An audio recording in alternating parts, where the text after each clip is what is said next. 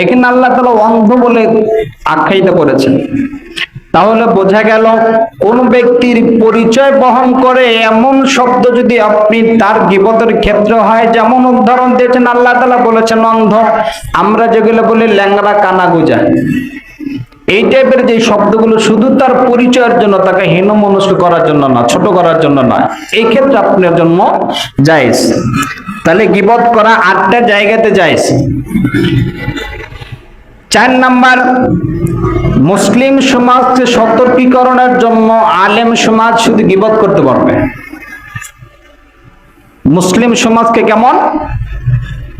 সমাজের ভিতরে এমন কি ইসলাম বিরোধী কাজ হচ্ছে, আমরা যারা সাইনবোর্ড লাগায় ঘুরি, যারা বলি হুজুরের কাম নাই শুধু অন্যের গীবত না আলোচনা, আজ মাহফিলে গিয়ে যাও, গেলে এর আলোচনা, এর সমালোচনা, ওর সমালোচনা, এইটাই করছে এখনকার হুজুরের কাজই তাই, যেন ওয়াজ শুনতে যায় না। এই টাইপের মন মানসিকতা যাদের আছে, যাদের বক্তব্য এগুলা, এদের জবাব বলছেন আল্লাহ তাআলা, আল্লাহ রাসূল বলেন 7-8টা জায়গাতে মুহাদ্দিসিনরা বলেছেন 8টা জায়গাতে আপনি গীবত করতে পারবেন। 4 নাম্বার, সমাজে ইসলাম বিরোধী কোনো কাজ, আইন চালু করছে, নতুন প্রথা চালু করছে, ওই জায়গাতে আলেম ওলামা তার বিরোধিতা করা, তার সমালোচনা, এটা আলেম ওলামার দায়িত্ব এবং তার জন্য ওয়াজিব করতে হবে, সমাজের মানুষকে সতর্ক করার জন্য যে উনি গুমরাহের ভিতরে আছে, ভুলের ভিতরে আছে, আপনার ঈমান নষ্ট করে দিচ্ছে, খবরদার তার কথা শোনা যাবে না। তাহলে 4 নাম্বার হলো সমাজের মানুষকে সতর্ক করার জন্য, দ্বীনি খাতিরে দ্বীনের কথা মাসলা মাসাইল বোঝানোর জন্য অন্যের সমালোচনা করতে পারবেন। কার? যে ব্যক্তি এই বিভ্রান্ত গুলো ছড়াচ্ছে। আল্লাহ আমাদেরকে বুঝদান করেন, যারা বলেন আমিন। যাদের মাথায় এই চিন্তা ভাবনা আছে যে হুজুরের কোনো কাম নাই, শুধু অন্যের সমালোচনা নিয়ে আছে, কে কি করলো না করলো দরকার নাই, এই ফিকির থেকে বের হয়ে আসেন। আল্লাহ আমাদেরকে বুঝ দিক, জোরে বলেন আমিন।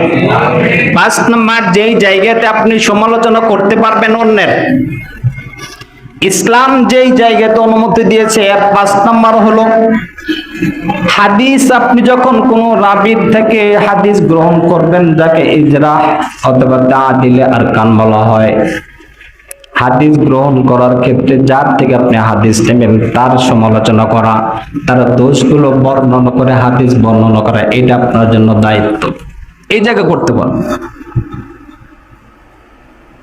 আপনি যার থেকে হাদিস নিচ্ছেন এই ব্যক্তি ধোঁকাবাজ ছিল, বুখারী শরীফের ভিতরে আসছে, ইমাম বুখারী রাহমাতুল্লাহি আলাইহি লম্বা পথ সফর করে হাদিস গ্রহণ করতে গেছেন, শুনেছেন অমুক জায়গাতে একজন একটা হাদিস তার কাছে আছে।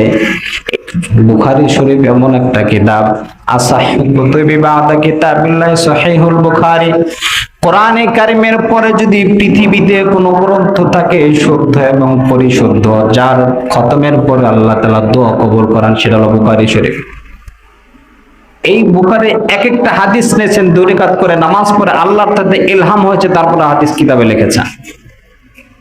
উনি হাদিস গ্রহণ করতে গেছেন, যা দেখুন ঘোড়াকে ডাকতেছেন খালি হাতে, এটা দেখে উনি ফিরে আসছেন।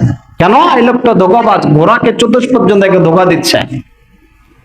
তো হাদিস গ্রহণের ক্ষেত্রে তাআদিল, ন্যায়পরায়ণতা, হাদিস গ্রহণ করবেন লোকটা কতটুকু শেখা, শুদ্ধ, ব্যক্তিত্ব কেমন, এটা বোঝার ক্ষেত্রে, তার শেখা বর্ণনা করার ক্ষেত্রে আপনি তার সমালোচনা করতে পারবেন, গীবত করতে পারবেন। এছাড়া অন্য কোনো উদ্দেশ্য না, গীবত করার উদ্দেশ্য না। আপনি যে হাদিসটা নিচ্ছেন কতটা নির্ভরযোগ্য হাদিস।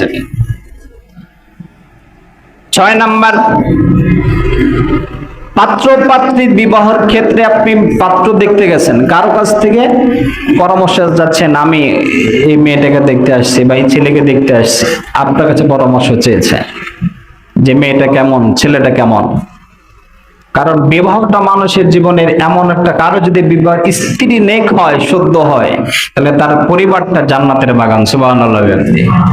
স্ত্রী যদি বেকাতারা হয়, তাহলে ওই যত সুখেই থাকুক তার পরিবারটা জাহান্নামের একটা টুকরা, ঢুকবেন অশান্তি।